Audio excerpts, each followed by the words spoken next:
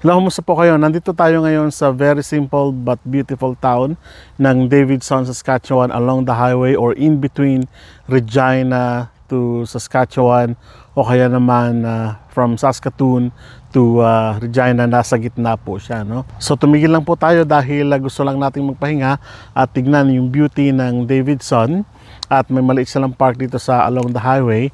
At napansin ko yung mga tao dito ay napaka-quiet nila. Titignan mo dyan, naglalakad lang sila, nagko-coffee. And then, nakikita nyo sa likod ko ngayon, that one, yung trail papunta doon sa likod ng town. And then, iikot po yan pabalik dito sa maliit nilang park. Well, speaking of simplicity, gaano ba kasimple ang sweldo o ang sahod natin dito sa Saskatchewan, no? Sapagkat tinatanong nyo, marami sa inyo, Kuya Rod, ano ka naman? Tatawa kasi ako mag sahod reveal ka naman o kaya naman mag pay stub reveal ka naman. So ipapakita ko po sa inyo yung talagang stub ko or pay stub ko dito sa Saskatchewan at magkano ba yung nagiging kita ko sa part-time. Sige, pagbibigyan ko po kayo dyan sa sahod reveal na yan.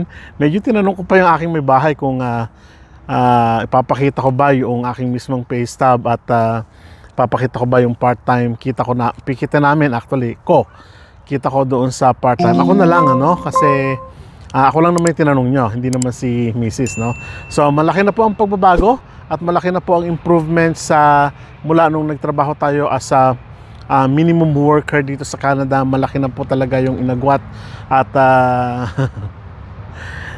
hindi ko alam ipapakita ko ba sa inyo? Yes, so sige, ipakita ko sa inyo yung i-screenshot ko pagmasdan yung mabuti at gross po yung ipapakita ko sa inyo, no? Gross, para makita ninyo kung ano yung mga iba pang details doon, no?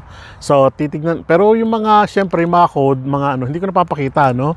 Pati yung apelyido ko, pangalan, medyo hatiin ko ng konti, no? Yung road na lang papakita ko para hindi naman masyadong bulgar. Gayon din po sa part-time ko doon sa isang trabaho ko, full-time at part-time, ipapakita ko rin po yan, no? Para mabigyan ko lang kayo ng background sa minimum wage dito sa Saskatchewan, gusto kong ipakita sa inyo ito. Ang sabi po ng government of Saskatchewan, the minimum wage increasing to $13 as of 2022 po ito. At babasahin ko po sa inyo, sabi dito, employers and workers in Saskatchewan are reminded that the province's minimum wage will be $13 and offer effective October 1, 2022.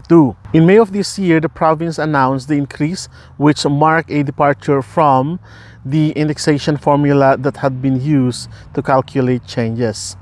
At the same time, it was announced the minimum would increase to $14 on October 1, 2023 and $15 on October 1, 2024. The minimum wage has increased 63.5%,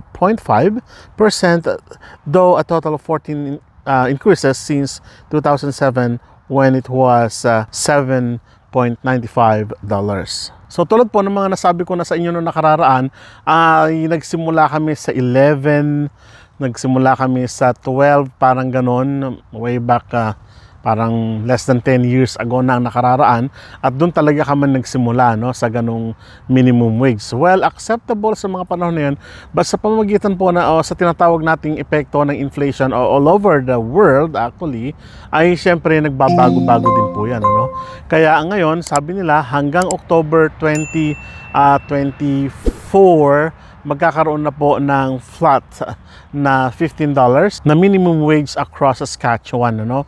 Na ibig sabihin, papantay na po tayo sa iba pang mga provinces at mauuna tayo ng kaunti in terms of minimum wage sa mga ibang provinces. Sabi naman po ng Government of Canada, federal minimum wage rising to $16.65 on April 1st. Every Canadian deserves a real and fair chance at success. Yet some Canadian workers still struggle financially while working part-time, temporary, and low or minimum wage jobs.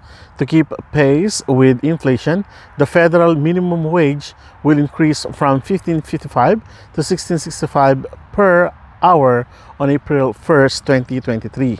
Based on the Consumer Price Index, which rose to 6.8% in 2022, the increase will help make life more affordable, and approximately 26,000 Canadian workers who earns less than the current rate. So ayon po ito sa Government of Canada, no, ESDS to be more particular, na 1665. So 1665, ibig sabihin po ay makakayanan na ng isang tao na makaka-afford ng mga basic needs. So ibig sabihin, hindi ito yung talagang mataas na mataas, pero ibinabase kasi sa tinatawag natin Consumer Price Index.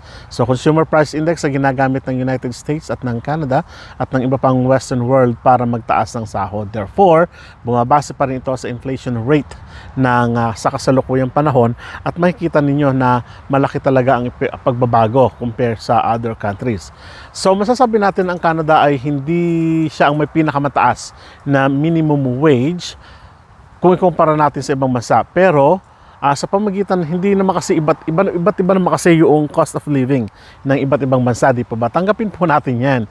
Hindi mo kasi pwedeng ikumpara yung minimum wage ng Australia, sa Canada, sa US, sa UK, sa Pilipinas, no? Sa Dubai, sa Saudi, something like that. Hindi mo po pwedeng pantay-pantayan kasi depende sa number of population, sa consumer price index per country, sa average sa annual income, average sa weekly income, sa tinatawag natin inflation, depende po kasi yan, no? Pero kung ang pag-uusapan natin Canadian-wide na minimum index sa tinatawag nating wage o pasahod na 1665 in average, ibig sabihin, mabubuhay na po ng disente ang isang tao dito sa Canada. Yun po ang katotohanan yan.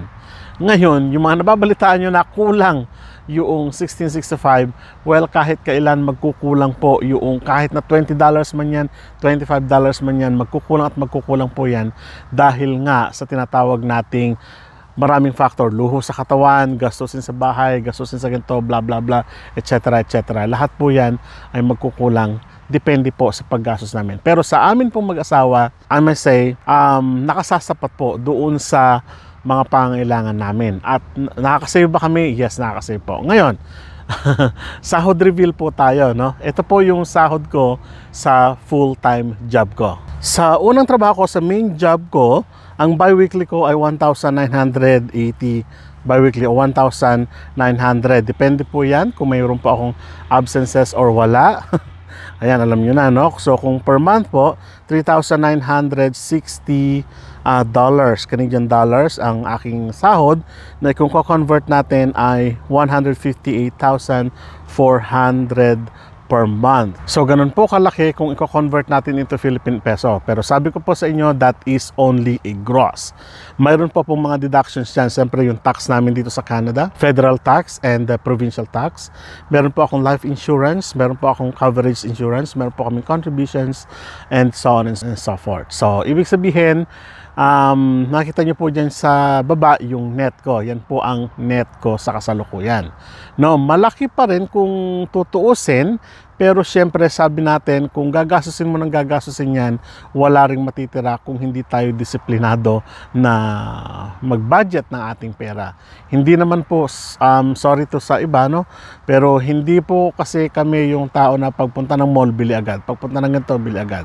So, kami kasi ang naging thinking namin ay mag-save muna bago bilhin at titignan kung may pera o wala. Sa bi-weekly ko naman po, umabot po ako ng 336 bi-weekly. $336 po yan. 672 per month. So umabot po yung aking part-time ng 26,880 per month. So hindi po tuloy-tuloy ang aking part-time. Tuesdays, Wednesdays, and Thursdays lang po ang trabaho ko sa Canadian Brew House. Pero yung full-time ko ay Mondays to